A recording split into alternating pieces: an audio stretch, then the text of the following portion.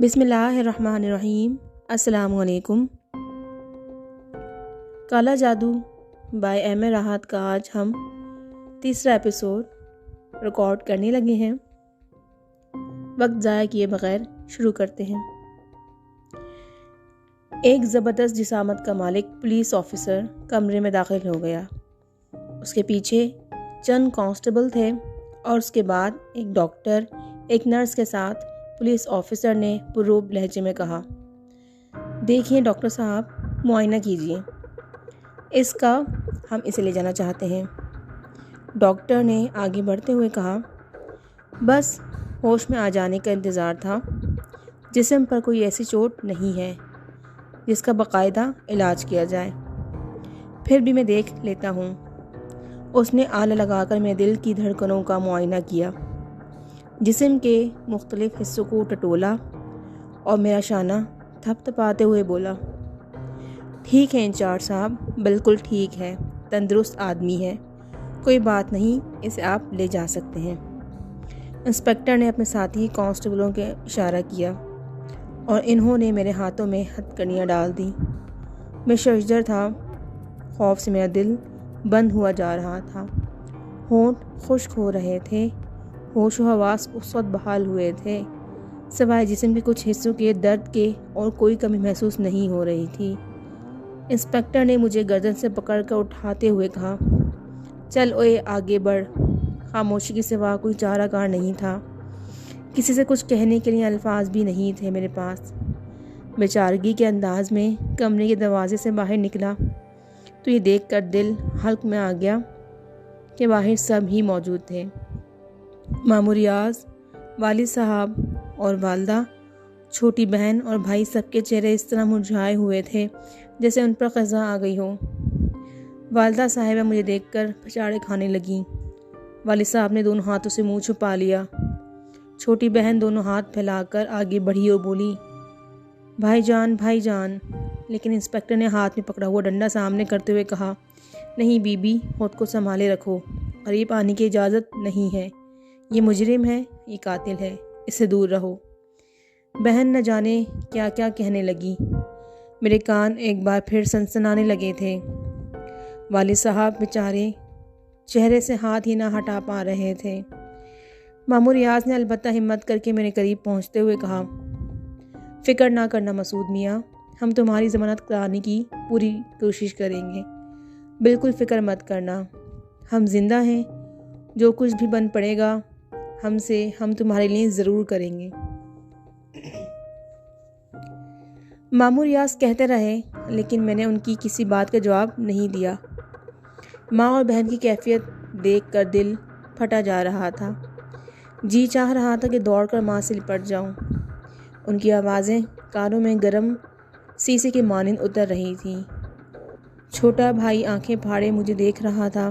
ہر شخص کی ایسی کیفیت تھی کہ تصور کرتا تو سینہ پھٹ جاتا تھا۔ پھر وہ سب پیچھے رہ گئے۔ ماں کی آوازیں ابھی میرے کانوں میں آ رہی تھیں، بچا لو، میرے بچے کو بچا لو، وہ بے قصور ہے، بے گناہ ہے۔ مجھے ایک گاڑی میں بٹھا دیا گیا اور باقی سب لوگ پیچھے رہ گئے۔ اب میں انسپکٹر کے رحم و کرم پر تھا۔ کچھ دیر کے بعد ہم تھانے پہنچ گئے اور مجھے لاک اپ میں بند کر دیا گیا۔ کسی نے مجھ سے کچھ نہیں کہا تھا۔ انسپکٹر چلا گیا اور میں لاک اپ میں زمین پر بیٹھ کر دیوار سے ٹیک لگائے گزرے ہوئے واقعات پر غور کرنے لگا۔ اب اتنا بھی احمق نہیں تھا کہ اس بھیانک صورتحال کو نہیں سمجھ پاتا۔ میں نے ایک قتل کیا تھا اور بڑی وحشت اور درندگی کے عالم میں کیا تھا۔ حکیم سعد اللہ میرے ہاتھوں مارے گئے تھے۔ اگر میں کسی سے کہتا کہ انہیں قتل کرنے والا میں نہیں تھا تو لوگ ہنسنے کے علاوہ کچھ نہ کرتے، چنانچہ ایسی باتیں کرنا ہی حماقت تھی۔ دروازے کے سامنے موجود پہرا دینے والا سنتری مجھے عجیب سی نگاہوں سے دیکھ رہا تھا۔ میں نے گردن جھکا لی اور آنکھیں بند کر لیں۔ دن گزر گیا۔ غالباً میں پچھلی ساری رات بے ہوش رہا تھا اور اس وقت دن کے تقریباً 11 ساڑھے 11 بجے تھے۔ بہرحال شام ہو گئی۔ رات کو مجھے سلاخوں کے پیچھے سے روٹی اور سالن دیا گیا اور پانی کا ایک گلاس۔ ایک کانسٹیبل ہی نے یہ چیزیں رکھی تھیں اور خاموشی سے واپس مڑ گیا تھا۔ میں دن بھر کا بھوکا پیاسا تھا، لیکن ان چیزوں کی طرف رخ کرنے کو بھی جی نہیں چاہ رہا تھا۔ بس طرح طرح کے خیالات جی میں آ رہے تھے۔ اب کیا ہوگا؟ خاص طور سے ماں کی حالت سے میں بہت دل گرفتہ تھا۔ میری ماں میرے غم میں ہی مر جائے گی۔ کیا یہ سب میرا ہی قصور ہے؟ کیا میں ایک ناگہانی مصیبت میں نہیں پھنس گیا ہوں؟ لیکن اگر پس منظر میں نگاہ دوڑاتا تو سچ مچ سارا قصور اپنا ہی نظر آتا تھا۔ وہی ساری چیزیں ذہن میں آ جاتی تھیں۔ کائنات میں بسنے والے محنت مزدوری کر کے اپنے پیٹ پالتے تھے۔ اگر میری طرح سے ہر شخص ان آسان راستوں تلاش کرنے کی کوشش کرے تو کاروبار حیات معطل ہو جائے۔ یہ سب غیر فطری تھا، ناجائز تھا، اللہ کے بنائے ہوئے اصولوں سے انحراف تھا، اور اسی انحراف کی مجھے سزا ملی تھی۔ تھا تو میں بھی اسی سزا کا مستحق، اور اب بعد میں پچھتانے سے کچھ نہیں مل سکتا تھا۔ ٹھنڈی سانس لے کر خاموش ہو گیا۔ پہرا دینے والے سنتری نے جب کافی دیر بعد کھانا اس طرح رکھے ہوئے دیکھا تو چہرے پر ہمدردی سجائے میرے پاس پہنچ گیا۔ کھا لے بابو، کھا لے، برا کام کرتے ہوئے کچھ نہیں سوچتے تم لوگ، جنون میں اتنے آگے بڑھ جاتے ہو کہ اللہ کی بنائی ہوئی زندگی کو ختم کر دیتے ہو اور بعد میں پچھتاتے ہو۔ کھانا تو تجھے کھانا ہی پڑے گا، آج نہ سہی کل، کھائے گا یہ پیٹ کب پیچھا چھوڑتا ہے۔ میں نے اداس نگاہوں سے سنتری کو دیکھا۔ حالات سے بے خبر انسان اس سے زیادہ اور کیا کہہ سکتا تھا؟ پھر میں نے آہستہ سے کہا، بھائی اس وقت بھوک نہیں ہے، بعد میں کھا لوں گا۔ تیری مرضی ہے، مگر تو نے ایسا کیوں کیا؟ اللہ بہتر جانتا ہے گناہوں کی سزا۔ ہاں، اللہ سے ہمیشہ توبہ کرنی چاہیے، سنتری نے کہا۔ کھانا اسی طرح رکھا رہا، رات ہو گئی اور میں زمین پر کمبل بچھا کر لیٹ گیا۔ آنکھیں بند کر کے گھٹنوں میں سر دے کر خیالات کی دنیا میں کھو گیا۔ کوئی فیصلہ نہیں کیا جا سکتا تھا۔ ظاہر ہے جو کچھ ہوا تھا اس میں میرا عمل بھی برابر شامل تھا۔ اگر سوچ کا اندازہ یہ نہ ہوتا تو شاید یہ سب کچھ بھی نہ ہوتا۔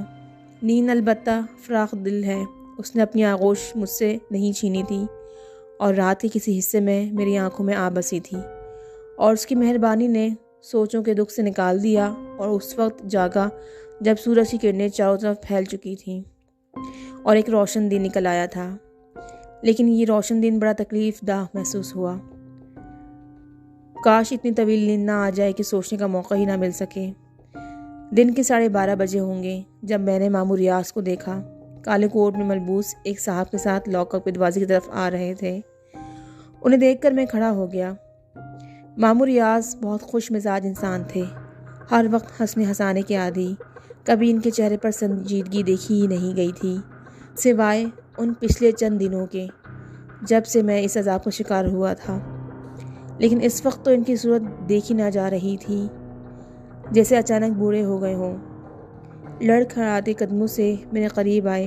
کالے کوٹ والے صاحب نے کہا، کہو میاں، کوئی تکلیف تو نہیں ہوئی؟ مارا پیٹا تو نہیں کسی نے تمہیں؟ نہیں، میں نے آہستہ سے جواب دیا۔ میرا نام ضمیر الدین ہے اور میں تمہارا وکیل ہوں۔ دیکھو میاں، مجھ سے کچھ چھپانے کی ضرورت نہیں ہے، وکیل نے کہا۔ مسعود میاں، ہم تمہاری ضمانت کی کوشش کر رہے ہیں، وکیل صاحب کو سب کچھ صاف صاف بتا دو۔ میں نے عجیب سی نگاہوں سے ماموں کو دیکھا اور اپنے ذہن کو ٹٹولا۔ زبان پر کوئی بوجھ نہیں تھا، دماغ آزاد تھا، یعنی جو چاہوں کہہ سکتا ہوں۔ لیکن اب اس کیفیت سے کوئی خوشی نہیں ہوئی تھی، کیونکہ جو کچھ ہو چکا تھا وہ اتنا ہی تھا کہ کسی خوشی کا کوئی امکان باقی نہیں رہا تھا۔ میں نے بمشکل تمام کہا، میرا کچھ کہنا بے معنی ہے ماموں صاحب، میں نے عالم ہوش میں یہ سب کچھ نہیں کیا۔ تمہاری کیفیت کیا تھی؟ ماموں ریاض نے پوچھا۔ بس ہوش و حواس نہیں تھے، آپ کو اس کا اندازہ ہے، میں نے مختصراً کہا۔ یہ دورے تم پر کب سے پڑ رہے ہیں؟ وکیل صاحب نے کہا۔ یہ دورے نہیں ہوتے، تمہیں یہ دورے پڑتے ہیں۔ تمہیں اپنا ذہن تاریک لگتا ہے، ہاتھ پاؤں بے قابو ہو جاتے ہیں، پھر تمہیں کچھ یاد نہیں رہتا، اور یہ بھی پتہ نہیں ہوتا کہ تم کیا کر رہے ہو۔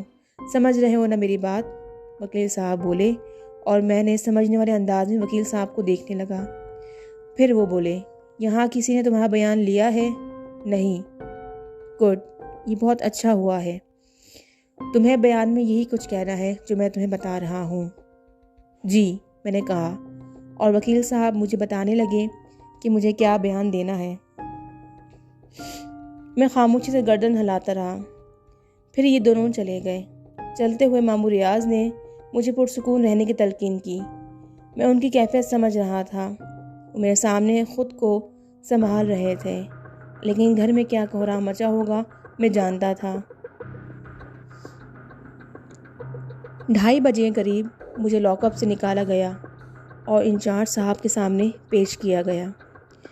یہاں میں نے حکیم سعد اللہ کے بڑے بیٹے کو بھی دیکھا تھا جو خود گورنمنٹ آفیسر تھے۔ میں نے انہیں سلام کیا تو انہوں نے منہ پھیر لیا۔ پولیس انسپکٹر نے کڑک کر کہا، سیدھا کھڑا ہو یا لگاؤں 4 ڈنڈے۔ میں سیدھا کھڑا ہو گیا۔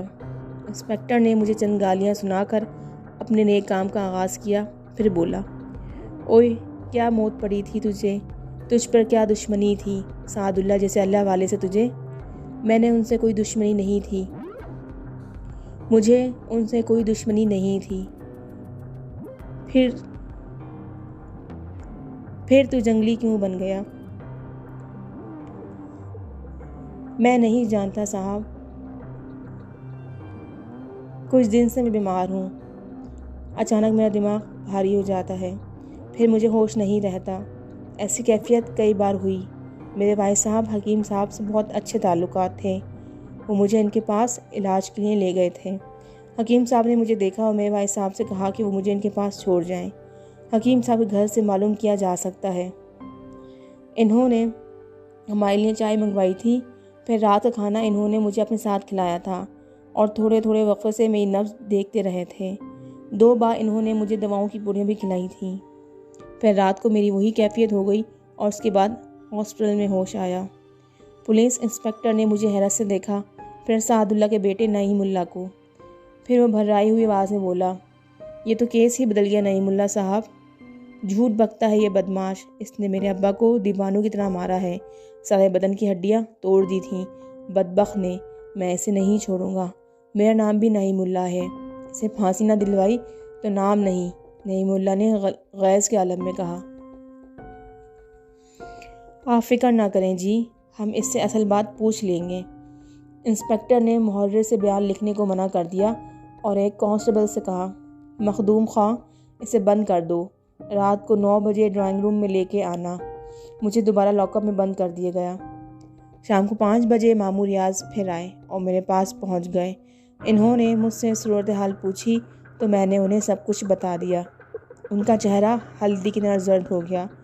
میں تو ڈرائنگ روم کے بارے میں کچھ نہیں جانتا تھا، لیکن وہ سمجھ گئے تھے، چنانچہ فوراً ہی چلے گئے۔ وہ دوبارہ نہیں آئے، البتہ رات کو 9 بجے ایک اور کمرے میں لایا گیا۔ انسپکٹر صاحب کا موڈ بہت خوشگوار تھا، ہنستے ہوئے بولے، اوئے اصل بات اگل دے شہزادے، ورنہ یہ ڈرائنگ روم دیکھا ہے نا، بڑے بڑوں کی زبان کھول جاتی ہے، اور یار بشیر 2-4 نشان بنا دے اس کے منہ پر۔ وہ نعیم اللہ بھی سرکاری افسر ہے۔ اصل بات کیا تھی شہزادے؟ میں نے آپ سے ایک لفظ جھوٹ نہیں کہا جناب، عدالت میں بھی یہی بیان دے گا، جو سچ ہے ہر جگہ بتاؤں گا۔ او جیتا رے شیر، مگر سن، کل جب نعیم اللہ آئے، جیسے گھر کا کوئی بندہ آئے تو یہی ظاہر کرنا جیسے تئی ٹھیک ٹھاک پھینٹی لگی ہے، اٹھتے بیٹھتے 2-4 آوازیں بھی نکال لینا۔ چلو بھائی اس کا بیان لکھواؤ۔ محرر نے میرا بیان لکھ لیا، مگر انسپکٹر صاحب کی یہ مہربانی میری سمجھ میں نہیں آئی تھی۔ البتہ دوسرے دن حقیقت واضح ہو گئی۔ ڈرائنگ روم کا عذاب روکنے کے لیے ماموں صاحب نے 10,000 خرچ کیے تھے۔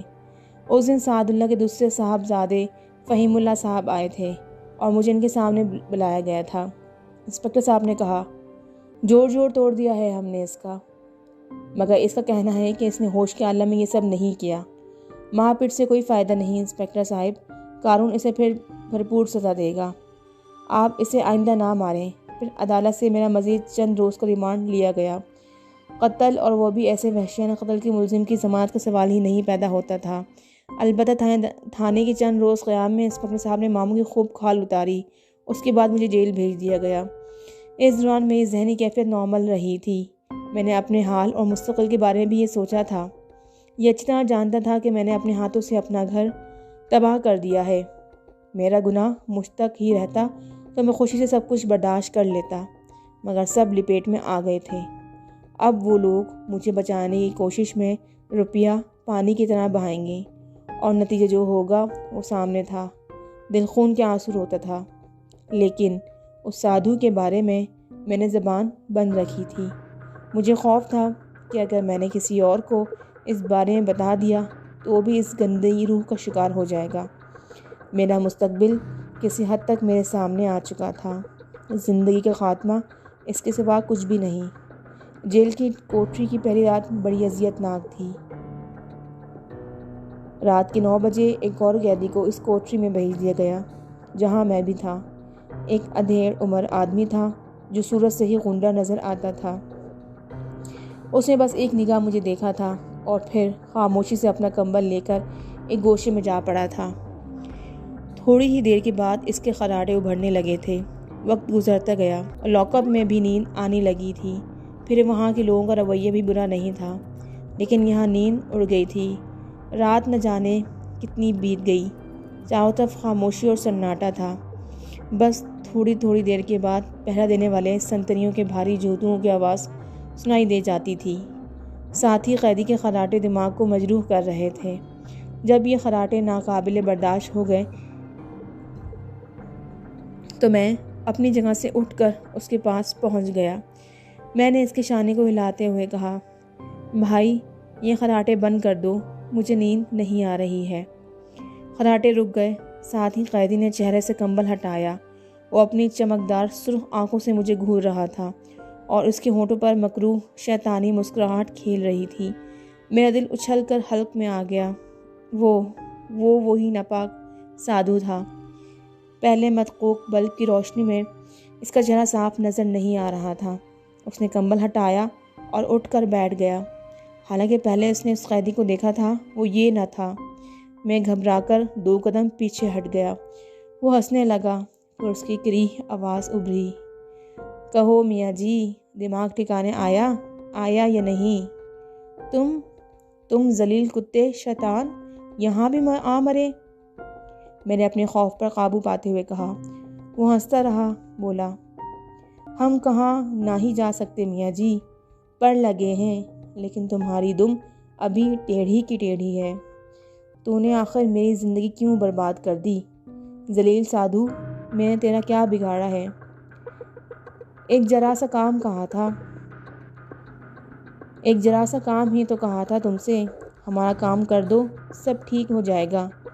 اب بھی کچھ نہ بگڑا میاں، ہماری بات مان لو، ہمیں پھاگن دوارا پہنچا دو، بھگوان کی سوگند سب ٹھیک ہو جائے گا۔ تو غلیظ ناپاک کتے اس پاک مزار پر جا کر کیا کرے گا؟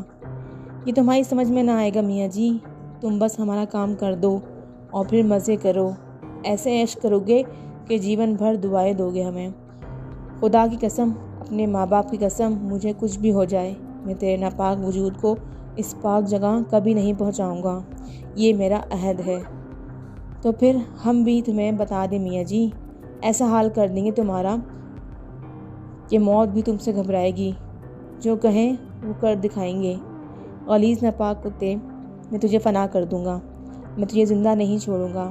میں نے اچک کر اس کی گردن پکڑ لی اور اس کے منہ سے دلدوز چیخیں نکلنے لگیں۔ مجھ پر جنون سوار تھا۔ مجھے باہر سنتریوں کی چیخ پکار بھی نہیں سنائی دی۔ وہ اندر گھس آئے تھے، اسے میری گرفت سے چھڑانے کی کوشش کر رہے تھے، مگر اس میں ناکام تھے۔ پھر شاید میرے سر پر ضربیں لگائی گئی تھیں اور اس کے بعد مجھے ہوش نہیں رہا تھا۔ نہ جانے کب ہوش آیا تھا۔ سر پھوڑا بنا ہوا تھا، آنکھوں کے سامنے بار بار تاریکی چھا جاتی تھی، بری طرح چکر آ رہے تھے، جی مالش کر رہا تھا بھی کہیں اور۔ حواس کسی قدر قابو میں آئے تو محسوس کیا کہ کسی بستر پہ ہوں اور پیروں میں فولادی بیڑیاں پڑی ہوئی ہیں۔ گزرے لمحات یاد آنے لگے، سب کچھ یاد آ گیا۔ نہ جانے اس کے بعد کیا ہوا تھا۔ بعد میں تمام صورتحال علم میں آ گئی اور اسے معلوم کر کے کیا بتاؤں کہ اندرونی کیفیت کیا ہوئی۔ وہ قیدی میرے ہاتھوں ہلاک ہو گیا تھا جس کا مقدمہ زیر سماعت تھا۔ مجھ پر ایک اور قتل کا مقدمہ قائم ہو گیا تھا۔ جیل کے حکام سخت پریشانی میں گرفتار ہو گئے تھے اور بڑی لے دے ہو رہی تھی۔ سنتری نے میرے سر پر زوردار ضربے لگا کر قیدی کو مجھ سے چھڑایا تھا، مگر اس وقت تک اس کا دم نکل چکا تھا۔ میرا سر بری طرح پھٹا ہوا اور جیل کے اسپتال میں میرا علاج ہو رہا تھا۔ ہر آنکھ میں میرے لیے نفرت تھی۔ کئی دن تک جیل اور پولیس کے حکام میں گھرا رہا۔ ڈاکٹر تک مجھے نفرت کی نگاہ سے دیکھتے تھے اور کسی کے دل میں میرے لیے ہمدردی نہیں تھی۔ پھر میرا بیان لیا گیا۔ ایک پولیس آفیسر نے پوچھا، غلام خان کو تم کب سے جانتے تھے؟ کون غلام خان؟ جسے تم نے قتل کر دیا۔ میں کسی غلام خان کو نہیں جانتا۔ پھر تم نے اسے قتل کیوں کیا؟ میں نہیں جانتا۔ اس سے پہلے کتنے قتل کیے ہیں؟ بیکار باتوں کا میرے پاس کوئی جواب نہیں۔ میں نے جھلائے ہوئے لہجے میں کہا، سر کی دکن ناقابل برداشت تھی، اور پھر یہاں موجود تمام لوگوں کے ناخوشگوار رویے نے بے حد بد دل کر دیا تھا مجھے۔ ایک نظر بھی ایسی نہیں تھی جس میں میرے لیے ہمدردی کے آثار ہوتے۔ اس کیفیت نے جو بیزاری دل و دماغ پر طاری کر رکھی تھی، اس کے تحت اس کے علاوہ اور کیا وہ جوابات دے سکتا تھا؟ پولیس افسر نے غرائے ہوئے لہجے میں کہا، ہوش و حواس تو اس طرح درست ہوں گے تمہارے کہ مرنے کے بعد بھی یاد رکھو گے 2 بے گناہوں کو قتل کیا ہے تم نے۔ تمہارا انجام اچھا نہیں ہوگا۔ میں نے تلخ نگاہوں سے پولیس آفیسر کو دیکھا اور کہا، میرا جو انجام ہو رہا ہے پولیس آفیسر، وہ شاید بہت اچھا ہے۔ تم تصور بھی نہیں کر سکتے کہ تمہارے ساتھ کیا ہوگا، اس نے کہا، اور میں مسکرا کر خاموش ہو گیا۔ پولیس آفیسر مجھ سے طرح طرح کے سوالات پوچھتا رہا اور میں نے اسے الٹے سیدھے ہی جوابات دیے۔ وہ دانت پیستا رہا تھا اور اس کے بعد اٹھ کر چلا گیا۔ بہر طور ہسپتال میں تقریباً 1 ہفتے رہنا پڑا تھا۔ بیڑیوں اور ہتکڑیوں نے الگ ناک میں دم کر دیا تھا۔ پولیس کے جوان ہر وقت میرے کمرے کے سامنے رہا کرتے تھے۔ ڈاکٹر بھی آتا تو پولیس کی نگرانی میں۔ مجھے خطرناک اور جنونی قاتل قرار دیا گیا تھا۔ کوئی میرا درد نہیں جانتا تھا، کوئی میرے دل کی پکار نہیں سن سکتا تھا۔ میرا دل چیخ چیخ کر کہتا تھا، میں ایسا نہیں ہوں، یہ سب کچھ جو ہوا ہے اس میں میرا قصور نہیں ہے۔ لیکن اب تو جان بوجھ کر بھی کسی کو کچھ بتانے کو جی نہیں چاہتا تھا۔ بس عجیب سی کیفیت تھی، بہت ہی عجیب۔ اس بار جس کوٹری میں پہنچایا گیا تھا، اس میں سوائے میرے اور کوئی نہیں تھا۔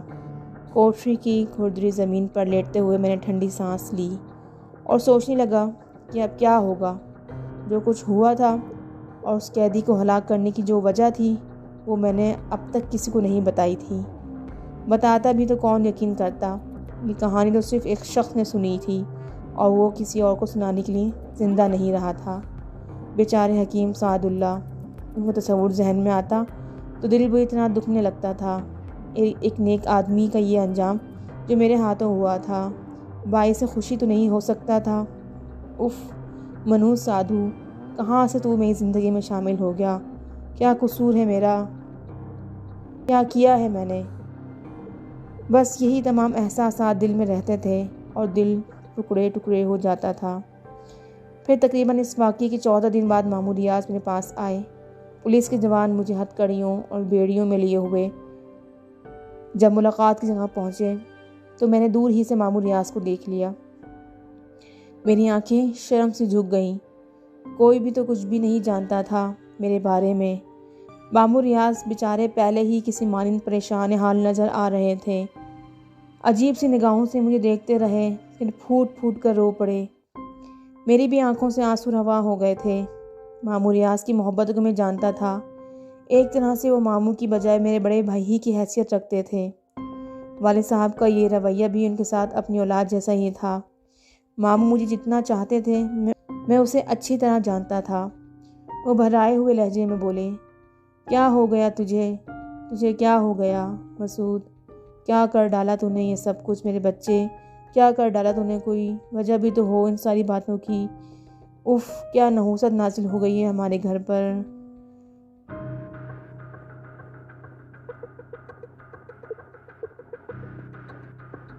ابا اور باقی گھر والوں کا کیا حال ہے ماموں صاحب؟ سب زندگی کا بوجھ گھسیٹ رہے ہیں۔ سارا کیا دھرا چوپٹ ہو گیا ہے۔ بھائی صاحب بستر سے لگ گئے ہیں۔ باجی کا ذہنی توازن خراب ہوتے جا رہا ہے، وہ یہاں آنے کے قابل نہیں ہے۔ میں تجھے یہ باتیں نہ بتاتا مگر کیا کروں، مجبوری ہے، بتانا ضروری ہے۔ ایک بات کہوں ماموں صاحب، یقین کریں گے؟ کہو مسعود، کہو میرے بیٹے، ماموں صاحب نے درد بھرے انداز میں کہا۔ ان تمام باتوں میں میرا کوئی قصور نہیں ہے ماموں صاحب، میں بے گناہ ہوں ماموں۔ جو مجھ پر طاری ہوتا جا رہا ہے وہی مجھ سے یہ سب کچھ کرا رہا ہے۔ میں اتنا برا نہیں تھا، یہ سب کچھ میرے گناہوں کی سزا ضرور ہے، لیکن حقیقت یہ ہے کہ ماموں، ان دونوں افراد کو میں نے ہوش و حواس کے عالم میں قتل نہیں کیا۔ ہاں، یہ بات ہم ایک ایک سے کہتے پھرتے ہیں مگر کوئی نہیں مانتا، اور اس دوسرے قتل کے بعد تو وکیل ضمیر الدین صاحب بھی بدل گئے ہیں۔ وہ تو یہ کیس ہی لڑنے کے لیے تیار نہیں، بس کچھ سفارشیں ہیں اور کچھ تعلقات جن کی وجہ سے وہ ہمارا ساتھ دے رہے ہیں۔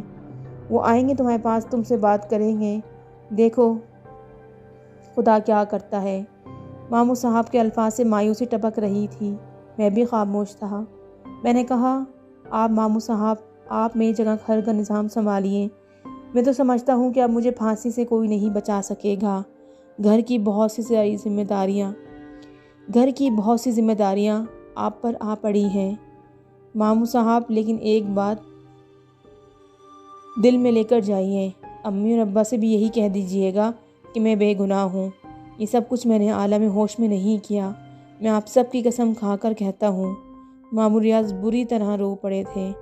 بس اتنا ہی موقع مل سکا تھا ہم لوگوں کو بات کرنے کا۔ ویسے بھی میں ایک ناپسندیدہ مجرم تھا اور میری وجہ سے جیل کے حکام کو سخت عذاب میں گرفتار ہونا پڑا تھا، اس لیے میرے ساتھ ضرورت سے زیادہ سختیاں تھیں۔ سنتریوں نے ماموں صاحب کو شانوں سے پکڑ کر باہر دھکیلتے ہوئے کہا، چلو بھائی، وقت ختم ہو گیا، گھر نہ بناؤ اسے اپنا۔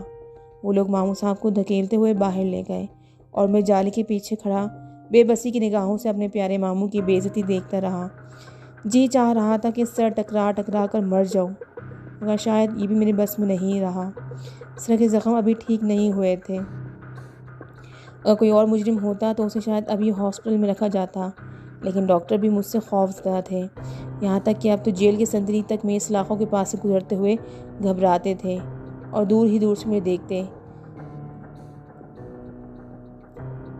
یا رک کر ایسی نگاہوں سے مجھے تکتے تھے جیسے میں بھی ابھی سلاخیں توڑ کر ان پر حملہ آور ہو جاؤں گا۔ کسی انسان کی بے قدری اس کے لیے کس قدر دلدوز ہو سکتی ہے، اس کا اندازہ کوئی صاحب دل ہی لگا سکتا ہے۔ بے بسی کے دن، بے کسی کی راتیں، جیل کی تاریک کوٹری، تنہائی اور نفرت بھری نگاہیں، یہ ساری چیزیں اب میرے لیے تھیں اور میں اپنا گناہ کم نہیں سمجھتا تھا، کیونکہ میں نے لالچ میں آ کر زندگی کو اصول کے دھارے سے ہٹایا تھا اور بے اصولی اپنا لی تھی۔ جادو سیکھ کر یا سفلی علم کا سہارا لے کر میں اپنے مستقبل کو بنانا چاہتا تھا۔ یہ میرا گناہ تھا اور اس کی سزا بے حد طویل تھی، بے حد طویل۔ کئی بار رو رو کر خدا سے دعا مانگی تھی، توبہ کی تھی، لیکن شاید میں اپنے جرم کو پوری طرح سمجھ نہیں پایا تھا۔ مجھے اپنے گناہ کا پوری طرح احساس نہیں تھا، میرے لیے ابھی بہت طویل سزا تھی۔ پھر دوسری کہانیاں جاری ہو گئیں۔ ماموں ریاض بے پناہ پیسہ خرچ کر رہے تھے۔ عدالت میں میرا چلان پیش کر دیا گیا۔ مجھ پر دوہرے قتل کا جرم تھا، حکیم سعد اللہ کا قتل اور اس کے بعد ایک قیدی غلام خان کا قتل۔ البتہ میرے وکیل ضمیر الدین صاحب نے اپنی مرضی کے خلاف میری بہت زیادہ مدد کی تھی۔ انہوں نے غالباً کچھ ایسے دلائل پیش کیے تھے جن کی بنا پر مجھے پاگل اور خپتی قرار دے دیا جائے، لیکن وکیل سرکار انہی لوگوں میں سے تھے جو مجھے نفرت کی نگاہوں سے دیکھتے تھے۔ اس نے جج صاحب سے میرے دماغی معائنے کا مطالبہ کیا اور جج صاحب نے حکم دیا کہ اعلیٰ قسم کی دماغی اسپتال سے میرا معائنہ کرایا جائے اور رپورٹ آئندہ پیشی پر ان کے سامنے پیش کی جائے۔ یہ سب کچھ بھی ہوا، میرا دماغی معائنہ کرایا گیا، پولیس کے جوانوں کی نگرانی میں مجھے ہسپتال لے جایا گیا، تقریباً 5 دن وہاں صرف ہوئے، میرا دماغی معائنہ کیا گیا، طرح طرح کے ایکس رے، مختلف طریقوں سے دماغی تجزیے، عاجز آ چکا تھا ان تمام باتوں سے، لیکن جی رہا تھا۔ پھر پیشی ہوئی اور میرا دماغی معائنے کی رپورٹ پیش کر دی گئی اور ڈاکٹروں کا متفقہ فیصلہ جج صاحب کے سامنے پیش کر دیا گیا، جو یہ تھا، میں دماغی طور پر ایک تندرست آدمی ہوں اور میرے دماغ میں کوئی خرابی نہیں ہے۔ اس کے بعد 5 سماعتیں اور ہوئیں اور پھر مجھے اس دنیا سے رخصتی کا پروانہ دے دیا گیا۔ سزائے موت ہو گئی تھی مجھے۔ غالباً سب ہی کو اس بات کا یقین ہو گیا تھا۔ عدالتی کارروائی کے دوران جس دن فیصلہ سنایا جانے والا تھا، مامور ریاض کے ساتھ والد صاحب بھی تھے۔ وہیں بے ہوش ہو گئے اور مامور ریاض انہیں سنبھالنے لگے۔ میرے لیے دن کا تعین بھی کر دیا گیا اور اس بار مجھے جیل کی جس کوٹری میں پہنچایا گیا وہ بہت ہی زیادہ تنگ اور تاریک تھی۔ اور اس بار مجھے جیل کی جس کوٹری میں پہنچایا گیا وہ بہت ہی زیادہ تنگ اور تاریک تھی۔ وہاں وحشتوں کا راج تھا۔ مجھے اپنی موت کا وقت معلوم ہو چکا تھا۔ اور یہ بڑی عجیب بات تھی۔ لوگ کہتے ہیں کہ موت کا وقت نہیں ہوتا، زندگی کب ختم ہو جائے یہ کوئی نہیں جانتا، لیکن کیسی انوکھی بات ہے کہ میں جانتا تھا کہ فلاں دن فلاں وقت مجھے اس دنیا سے رخصت کر دیا جائے گا۔ ان دنوں سوچیں بہت زیادہ جامع نہیں تھیں، بس اڑے اڑے خیالات تھے اور ماضی کی کہانیاں۔ یہ غالباً تیسرے دن کی بات ہے۔ میرا بھائی، بہن اور مامور ریاض مجھ سے ملاقات کے لیے پہنچے۔ سب کے سب زاروں قطار رو رہے تھے۔ میں نے غصے میں کہا، آپ لوگ یہاں کیوں آئے ہیں؟ میں کسی سے ملنا نہیں چاہتا۔ آپ میں سے کوئی میرا اپنا نہیں ہے۔ کیوں یہاں آئے ہیں؟ چلے جائیے، چلے جائیے۔ بھائی جان، میری بہن بلک بلک کر رو پڑی اور میں نے اسے خونی نگاہوں سے دیکھا اور بولا، میں کسی کا بھائی جان نہیں ہوں، میرا اب اس دنیا سے کوئی واسطہ نہیں ہے۔ جاؤ، اگر مجھ سے اپنا کوئی رشتہ ہی سمجھتے ہو تو میں صرف ایک کام کر دینا، یہ کہ اماں اور ابا کا خیال رکھنا۔ میں نے ان لوگوں سے منہ موڑ لیا اور وہ سب روتے بلکتے چلے گئے۔ میں تو اب ان لوگوں میں سے تھا جن سے دنیا چھین لی جاتی ہے، اور اب تو مجھے ساری باتیں بیکار لگتی تھیں۔ میں رات کو زمین پر لیٹ گیا۔ دوسرے دن پھانسی کی سزا دی جانی تھی۔ غور کرتا رہا۔ سنتری مجھے عبادت کی تلقین کرتے رہے۔ آج پہلی بار میں نے ان کی آنکھوں میں ہمدردی کے آثار دیکھے تھے۔ ایک سنتری نے مجھ سے کہا، بابو، عبادت کرو، اللہ کے حضور جا رہے ہو، جو کچھ کر کے جا رہے ہو وہ اچھا نہیں تھا، لیکن توبہ قبول ہو جاتی ہے۔ میں نے اسے کرخت نگاہوں سے دیکھا اور دوسری طرف رخ کر لیا۔ صبح قریب آ رہی تھی اور اس کے ساتھ ہی اعصاب میں کھنچاؤ پیدا ہوتے جا رہا تھا۔ ذہن میں تناؤ پیدا ہو گیا تھا۔ سنتری آئے، انہوں نے مجھے کوٹری سے نکالا، دونوں ہاتھ پشت پر باندھے اور مجھے شانوں سے پکڑ کر لے چلے۔ ایک ایک قدم منو وزنی لگ رہا تھا۔ ہر قدم پر یہ محسوس ہوتا تھا جسے کوئی گہرا گڑھا ہے جس میں جا گروں گا۔ شانوں پر شدید دباؤ محسوس ہو رہا تھا۔ پھر دفعتاً کسی نے میری گردن پر گدگدی کی اور میں چونک پڑا۔ سنتری مجھ سے دور تھے۔ پھر یہ کون ہے؟ عجیب سی کیفیت محسوس ہو رہی تھی۔ پھر یوں لگا جیسے سر پر کوئی چیز چل رہی ہے، لیکن بندھے ہوئے ہاتھوں کی وجہ سے اسے ٹٹول نہ سکا۔ تب ہی میرے کانوں میں آواز ابھری، میں ہوں میاں جی، پہچانا؟ اور میں نے اسے پہچان لیا۔ بھلا اسے نہ پہچانتا؟ وہی منحوس آواز۔ میرے ساتھ چلنے والے سنتری اگر غور کرتے تو میری سر پر بیٹھی مکڑی کو دیکھ سکتے تھے۔ نہیں میاں جی، سسرے ہمیں نہ دیکھ سکتے۔ اب کیا ہے؟ میں نے پوچھا۔ مزہ آ رہا ہے میاں جی کہ نہیں؟ اس کی آواز سنائی دی اور پھر باریک سا ٹمٹماتا ہوا کہکا۔ میں بھلا اس بات کا کیا جواب دیتا؟ پھانسی ہو جائے گی اب تمہیں، ٹھور مر جاؤ گے۔ دیکھا، تم سے کہا تھا ہم نے۔ میں خاموشی سے قدم بڑھاتا گیا۔ زندگی بڑھیا ہے یا موت میاں جی؟ بولو، جینا چاہو یا مرنا؟ میرے ذہن میں چھناکا سا ہوا اور میں بولے بغیر نہ رہ سکا۔ اب بھی زندہ رہنے کا کوئی امکان ہے؟ کیوں نہ ہے، ہم جو ہیں۔ اب تو کیا کر لے گا؟ اب میری موت کتنی دور ہے؟ میں نے کہا، اور وہ پھر اپنی مکروہ آواز میں ہنسا۔ تم بات تو کرو میاں جی، ہم کہاں کر لیں گے، یہ تو بعد میں معلوم ہو جائے گا۔ اس نے کہا، کیا بات کروں؟ ہمارا کام کرو گے کہ نہیں؟ دیکھو میاں جی، تمہارا راستہ کوئی نہ روکے، تم وہاں جا سکو جہاں ہمیں جانا ہے۔ آنکھیں بند کر کے چڑھتے چلے جانا بھاگن دوارے، اور پھر ہمیں وہاں رکھ دینا۔ اس کے بعد دیکھنا مزہ زندگی کا۔ مگر وہ پاک مزار ہے اور تو گندا عالم ہے رے، اب بھی نہ پاک کے چکر میں پڑے ہو، مرے جی ہے تمہاری۔ سن کمینے غلیظ سادھو، میرے ساتھ جو کچھ ہو چکا ہے وہی اتنا ہے کہ میں دنیا سے بیزار ہو گیا ہوں۔ یقیناً میرے گناہ اتنے ہوں گے کہ میری یہ انتہا ہوئی۔ اب اس آخری وقت میں تیرے سامنے یہ ناپاک اقرار کر کے اپنا ایمان نہیں کھونا چاہتا۔ موت میرے سامنے ہے، اب مجھے کسی اور چیز سے دلچسپی نہیں ہے، میں تھوکتا ہوں تجھ پر۔ وہ کچھ دیر خاموش رہا، پھر بولا، زندہ تو تمہیں رہنا ہے میاں جی، میں سمجھا تھا کہ کس بل نکل گئے ہوگے